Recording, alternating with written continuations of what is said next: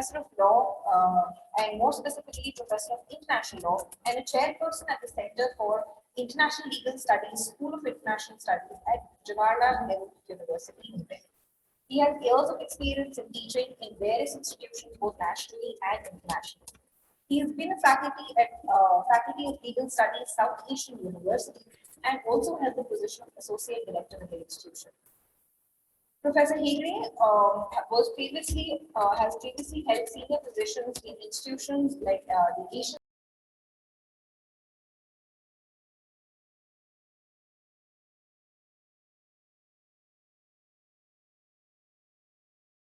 Indian delegations to negotiate and implement treaties relating to international trade agreements.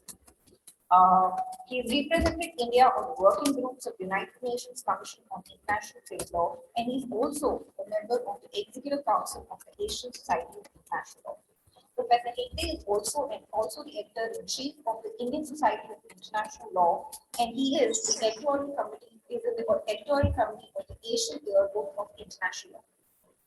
It's an absolute honor to welcome you here, sir. I request you to please address the gathering today.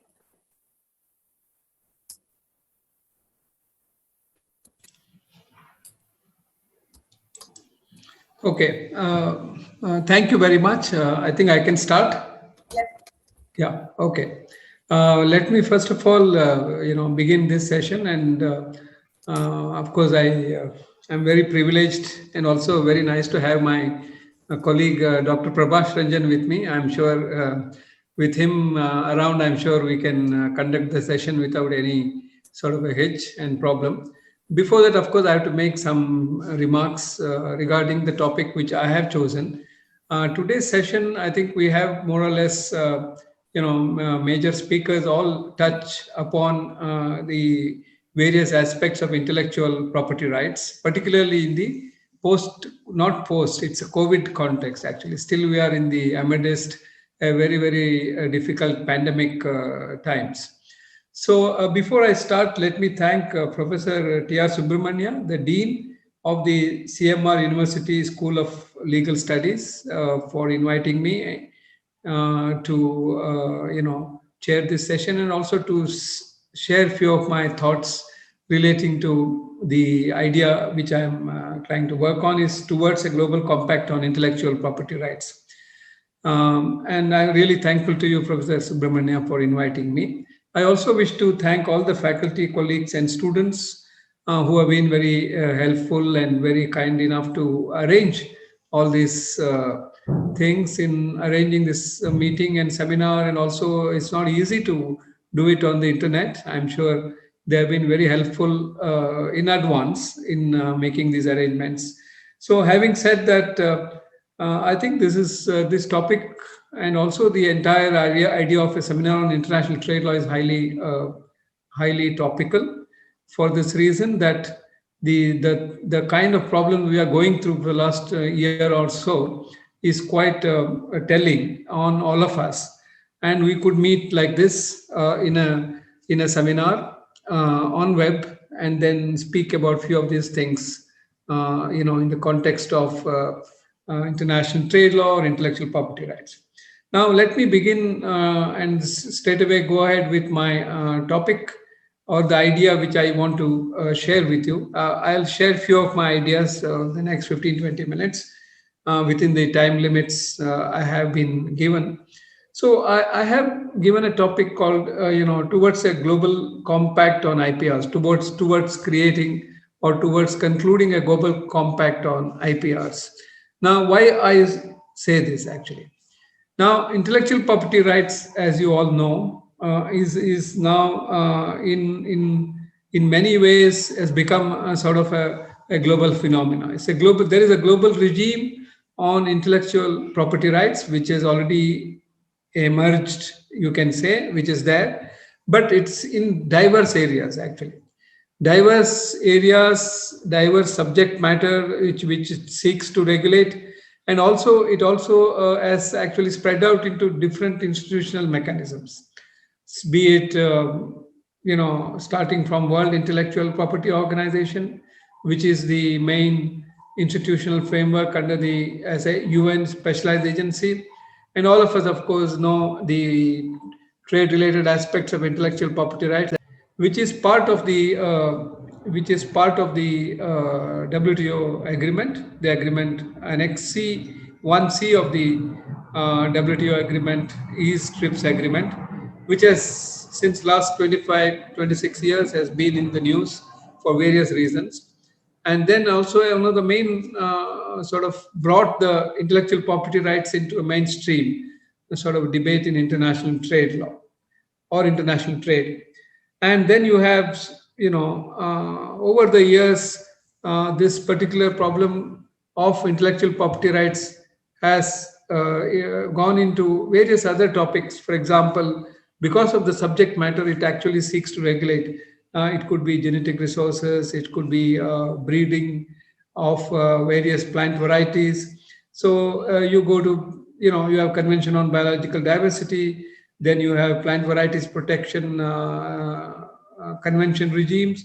Then you have intangible cultural heritage regimes under the UNESCO. You have World Health Organization looking at various proprietary and non-proprietary protection of pharmaceutical products. Then World Customs Organization, and then I can actually go on and on. The kind of various regimes that exist globally. Besides that, you also have various conventions. Now, if you look at the World Intellectual Property Organization's website, simply if you go into treaties, there are 27 treaties that are being regulated. Both, there are 3 different kinds of treaties which actually it categorizes into global treaties, procedural treaties, and then substantive treaties. There are 3 kinds of treaties, but there are 27 treaty regimes. Some are binding, some are framework kind of treaties, some are procedural, and to which countries are members. Many are members, many are not members, depending upon their own requirements, procedural requirements. Some are very popular, where countries, like Patent Cooperation Treaty, or Paris Convention on Industrial Property, or Berne Convention on, on the artistic and literary and artistic works. So you have, and of course, internet treaties. I can go on and on actually. So what I just want to say is that in the last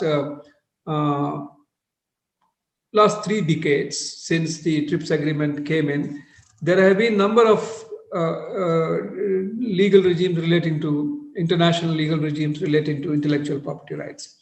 But I don't think we should start from the TRIPS agreement itself. So as students of international law, obviously, I would like to go into the historical aspects because this is very important.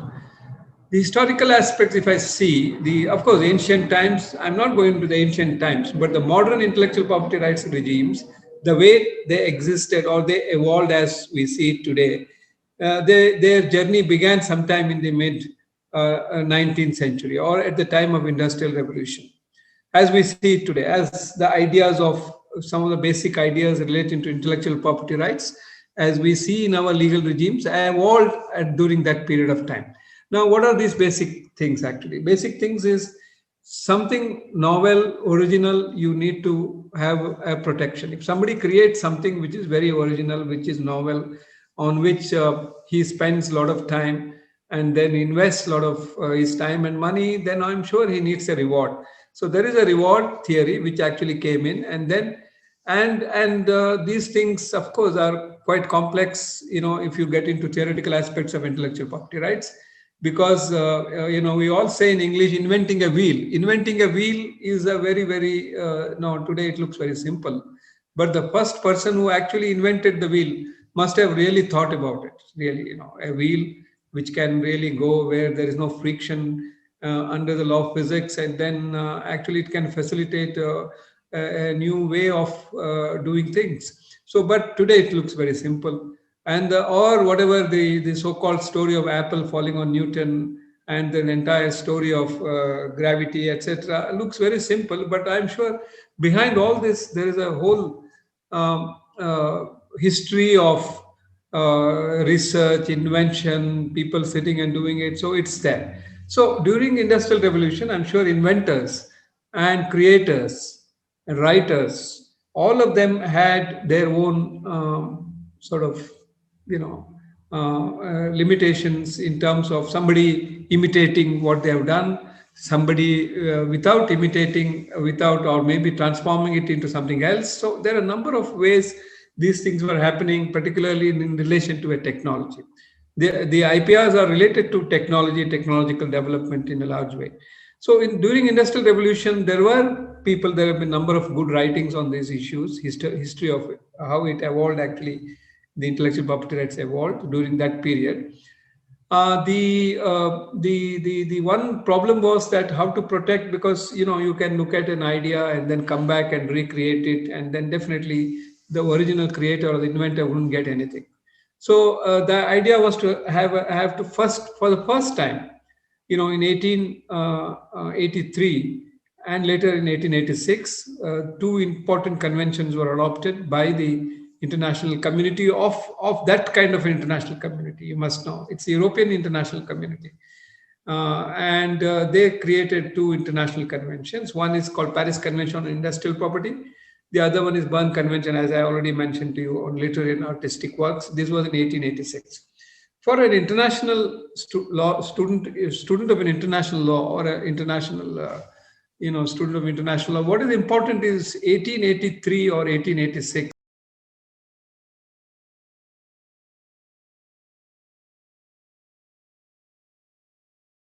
When I lecture on these things, I ask, tell me how many international conventions existed at that point of time. Definitely, you can count on fingers, actually. And most of these conventions were procedural in nature. It is intellectual property rights conventions. Two of them, almost 130, 140 years ago, were concluded to internationalize protection for patents, trademarks, and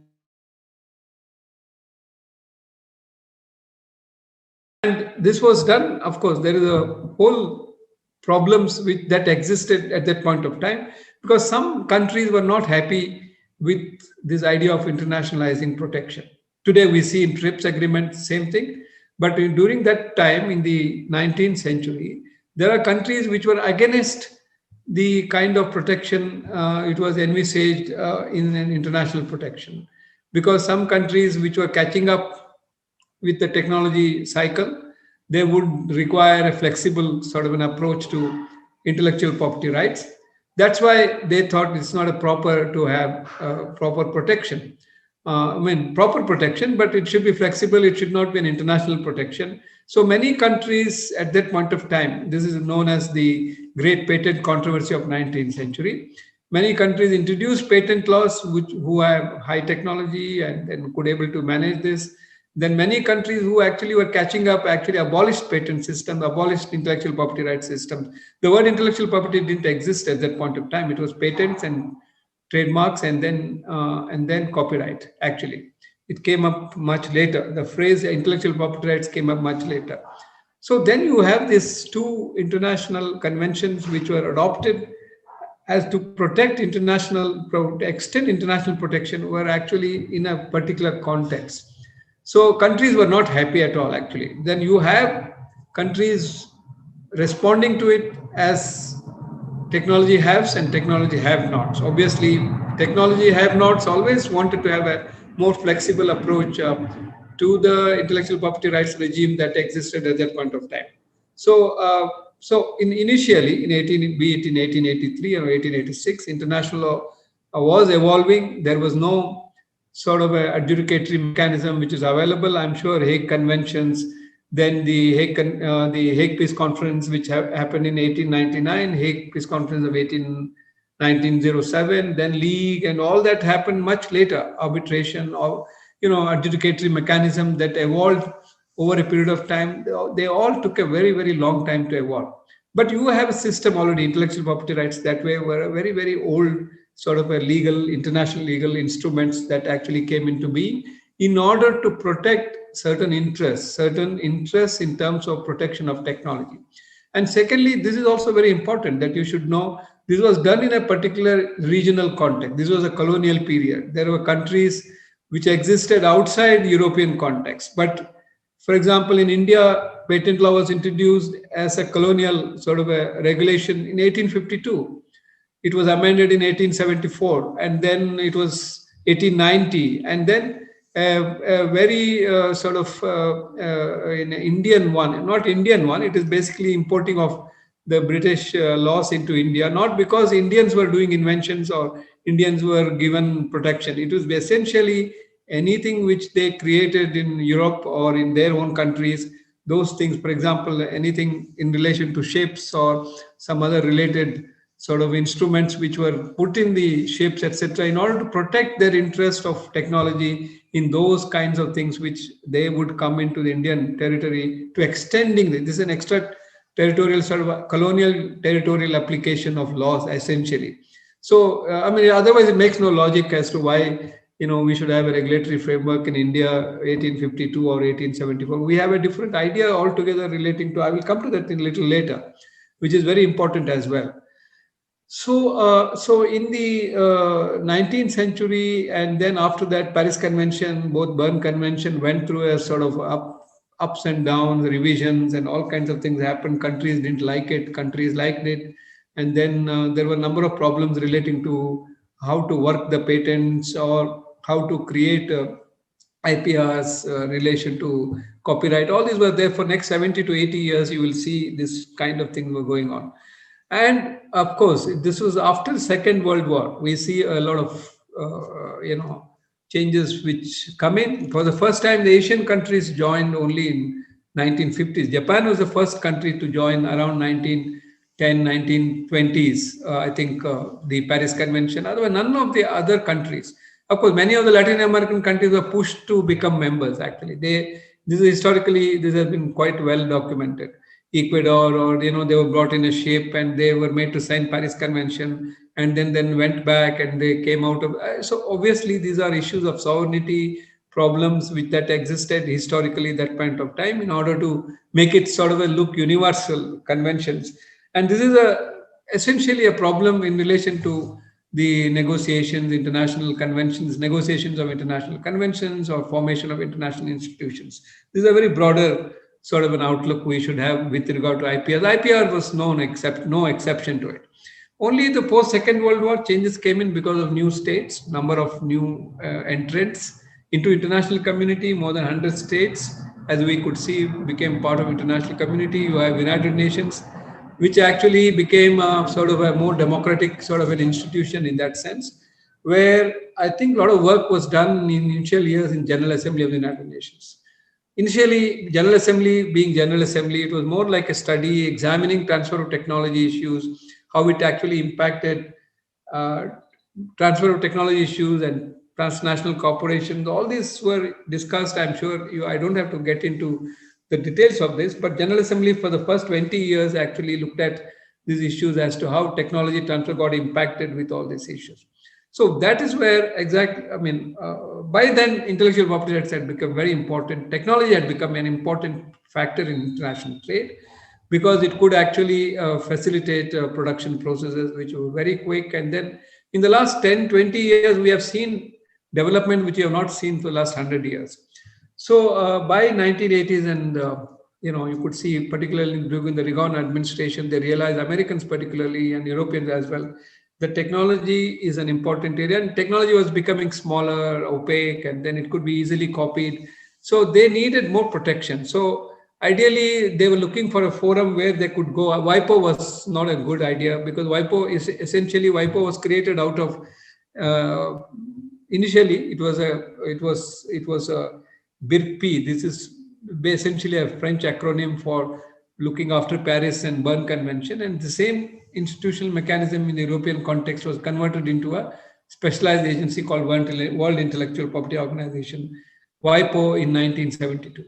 So these all have their own institutional history. I don't want to get into it, but what I want to get into this is actually things changed in 1980s with the Uruguay round of negotiations, where I think it was Americans who actually prepared an excellent ground for bringing in something called some intangible sort of an idea first time into Uruguay round into the GATT negotiations. WTO was not in place in 86 when the Uruguay round was launched. So in 86, when TRIPS came in, I'm sure countries like India, Brazil, and many others objected to it because they thought this is not something which should be negotiated within this sort of a situation.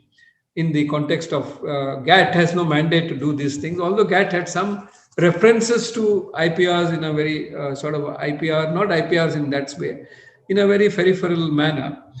But still, it was assured that there was a negotiating history. Again, they said that we are going to negotiate what was termed as the, in the intellectual property rights regime, particularly in relation to IPRs. We'll be looking at the trade-related aspects of intellectual property rights. What is trade-related? Because the GATT is trade-related. They said the protection granted by states in different countries are weak because they are weak legislation. Again, weak in courts. What is weak? What is strong? Is a very, very relative term. So India had its own patent law, which was created after some 10, 15 years of discussion post-independent India. So it had a patent law which was quite, created today. What you see as vaccine or pharmaceutical sort of a sector, which we see vibrant sector because of the existing patent law of whatever patent act we had at that point of time. It created a skilled workforce, MSMEs and small scale industries could able to come up in large scale.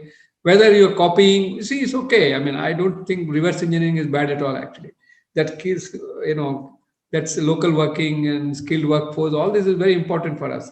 So that's what happened in the post-independent era. So countries, almost according to a WIPO study in 1988 for the WTO or GATT negotiations, 98 countries to be precise had a legal regimes which actually provided flexible.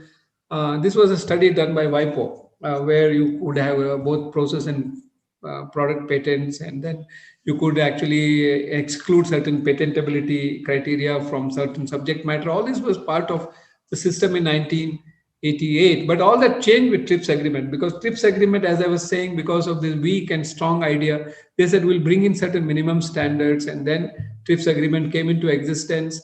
And they did not say what actually was trade related. You don't find anything trade related in the TRIPS agreement. What you find is mostly the TRIPS agreement provides you not only TRIPS agreement is a sort of a path breaking in that sense, provided for a very wide canvas of defining for the first time, although you had so many treaties, etc., what actually are the intellectual property rights, like what is a patent, what is copyright, what is trademark, or descriptive definition, or a more theoretical definitions were actually pushed in. And TRIPS agreement obviously is implementation is an issue. Article 1 itself talked about implementation, saying that it shall be implemented and how it should be implemented. If it is implemented, it should not go below the standards which have been provided in the TRIPS. All that was provided. I'm not going to get into those ideas. But TRIPS agreement also brought in several other international conventions into the fold for discussion, actually. Like it talked about Paris, brought the standards of Paris Convention,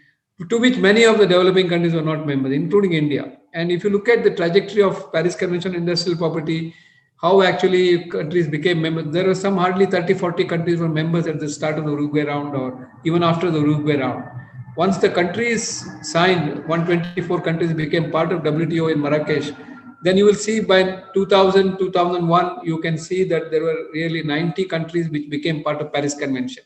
They thought there's no point actually not being out of the Paris Convention model when actually TRIPS agreement imposes this kind of a convention. There are many conventions within the TRIPS agreement which are, we talk about UPOV, this International Convention for the Protection of New Varieties of Plants. I can go on actually. There are a number of at least 10 different conventions which have become part of TRIPS agreement standards actually. So TRIPS agreement in the last 26 years actually brought all these kinds of things, but not only TRIPS agreement, as I mentioned to you, because of this various references to conventions, subject matter, extension of subject matter, I'll take about another 2-3 minutes and finish.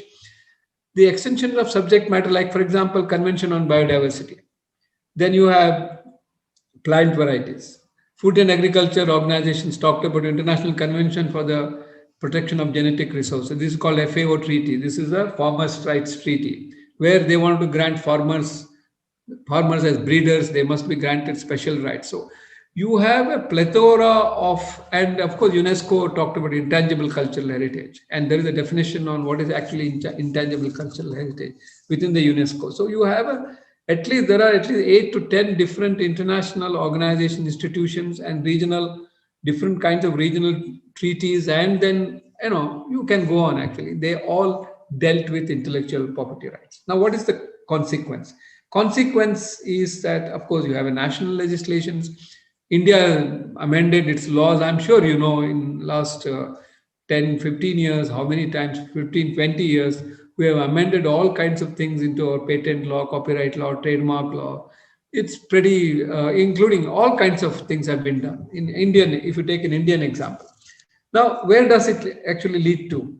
We have a global regime on intellectual property rights where now you have, let's take, for example, the subject matter of protections have changed. Now, under the Convention on Biological Diversity, we're talking about new subject matter like genetic resources, then genetic material, which are so crucial in building blocks of biotechnology. So, how do you protect all these things? Now, there is a dichotomy of protection because public domain is a concept which actually is being defined differently in existing intellectual property rights regimes. So now there is a whole problem in relation to, I'm sure Dr. Prabhas Ranjan will be speaking more about it, TRIPS and Public Health Declaration, where Para 6 implementation is a problem, where it is redefined in 2001 as to what kinds of diseases. For example, the research funds do not go to, as you can see, research funds do not go to malaria or diseases which are so important for developing countries. But that was mentioned in the TRIPS and Public Health Declaration. And then they try to make it more democratic, but that didn't happen. If you look at the history of amendments which have gone into TRIPS agreement, and it became more onerous on developing countries, in particular, particularly parallel importing. So then you will see more sort of a national, sort of a legal legislations which are coming in, which are trying to put in compulsory licensing issues, etc. So countries try to bring in national security reasons as to why they actually should do this. So these have become sort of a part of the story. Now, to really come to the why we need a global compact. Actually, this is not. I'm not the first person to actually invoke it. Many years ago, Peter Davos from Australia, a well-known professor of intellectual property rights, in fact talked about a global treaty on intellectual property rights. That is where exactly I think we should head towards. Now, what is the best example you have? You have a best example considering, we just look at the United Nations Convention on Law of the Sea. That's the best example where it took 10 years or 9 years, starting from 73 to 1982. Countries negotiated, countries sat together, developing countries, the coalitions happened, island countries, landlocked countries. So you have different kinds of interests getting together, trying to negotiate. So many, I think 20 years, almost every known international lawyer worked on this area. So I think intellectual property rights require such a kind of a compact currently, because it is actually regulating. Huge money is involved now. Today, we are getting into all kinds of problems with the digital technology, mobile technology, kinds of standard essential patents which are coming, the kind of regulations which are coming. It is, and the informal, formal organizational setups which have been made. Actually, now we don't have international institutions regulating it. You have informal, institutional corporations actually which are regulating it. If you look at the ideas relating to standard essential patent SCPs, which are actually common sort of patent pools which are coming. Now you have different kinds of institutional mechanisms which are coming up, which are not state centric. So you have a very different kind of regimes which are coming in, and of course WTO of course is still there because of the kind of implementation regulations which actually it seeks to, where India has made a statement on which I'm sure my colleague Dr. Prabhas will say more. But I think there is a case for making, global compact. For example, refugees, they did it. It's called a compact. Why word compact? Compact is a more flexible term where you can have more, you can bring in CBD related issues. You can bring in, CBD. Look at CBD. CBD is such an important convention for developing countries, but you have fair and equitable sharing, and then access and benefit sharing, prior informed consent. But when it comes to interests of developing countries, you have more flexible approach towards sharing and all those things. Why not for IPRs? Bring in IPRs. IPR also can be have access and benefit sharing issues, and where of course public domain can be redefined. What is not in public domain Now, like for example, of course, although WIPO is now currently looking at 2 or 3 treaties on this in this regard, TK, traditional cultural expressions, and all this, these are extremely important subject matter which have a lot of financial value, thousands of billions of dollars because of the digital technology. People can easily copy and transform it and then make a lot of money. I can go on actually. These are a lot of examples and people have written on it. So I think there is a strong case for actually now for a global treaty or a global compact on intellectual property rights, where of course the interests of all stakeholders can be properly defined. An excellent model we have with UNCLOS, and UNCLOS itself is, if you look at UNCLOS, I don't have to, again, that will need another time to lecture how UNCLOS actually was made. But I think we need to do this for the betterment of the large sections of the population of our country, particularly during pandemic. I think this has become sort of an extremely important sort of thing. So I think this idea of compact is flexible and then can accommodate various stakeholders, and implementation, national implementations will be easier to take care. Otherwise, you'll get into more bilateral problems, where comprehensive economic cooperation treaties, free trade agreements, all these have got IPR clauses and standards which have become really onerous for countries. So I think, including of course investment treaties, I have not mentioned that. So I think I will try to cover a very large area within the last 20-25 minutes. And with this, I conclude. Thank you very much.